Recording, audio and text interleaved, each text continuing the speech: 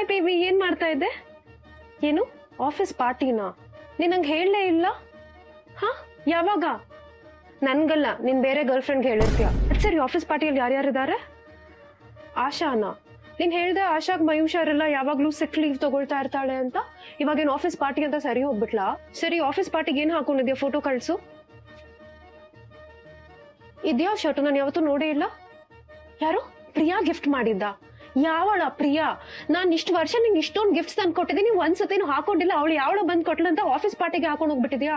ಈಗಷ್ಟೇ ನೀನ್ Instagram following list ನೋಡಿದೆ, 4 ಜನ ಹೊಸಬರನ್ನ ಫಾಲೋ ಮಾಡ್ತಾ ಇದೆಯಾ. ಫಸ್ಟ್ 3 ಜನನ ಬಿಡು, 4ನೇ ಅವಳು ಯಾರು ಅಂತ ಹೇಳು. ಅವಳು ಪ್ರೊಫೈಲ್ ಓಪನ್ ಮಾಡಿ ನೋಡಿದ್ರೆ ಯಾವ್ದೋ ರೆಸಾರ್ಟ್ ಅಲ್ಲಿ ಫೋಟೋ ಹಾಕಿದಾಳೆ, ಅದ್ರ ಕೆಳಗಡೆ ಕಮೆಂಟ್ ಯಾರ್ದು? ನಿಂದು. I clicked. ಸ್ಕೂಲ್ ಫ್ರೆಂಡ್ಸಾ? ಯಾವತ್ತೂ ಇಲ್ದೇ ಇರೋ ಸ್ಕೂಲ್ ಫ್ರೆಂಡ್ಸ್ ಸಡನ್ ಆಗಿ ಹೆಂಗ್ ಹುಟ್ಟು ಬಂದ್ರು? ಹೇಳ್ತಾನೆ ಇಲ್ಲ. 4ನೇ ಅವಳ ಬಗ್ಗೆ ಮಾತ್ರ ಕೇಳ್ತಾ ಇರೋದು. ಯಾಕೆ ಹೇಳು? ನಮ್ ಹುಡುಗಿರ್ಗೆ ತುಂಬಾ ಚೆನ್ನಾಗ್ ಗೊತ್ತಾಗುತ್ತೆ ನೀವು ಹುಡುಗರು ಯಾವಾಗ ಯಾರ ಜೊತೆ ಬೇಳೆ ಬೇಯಿಸ್ತೀರಾ ಅಂತ. ಗೊತ್ತಾಯ್ತಾ? ಓಕೆ.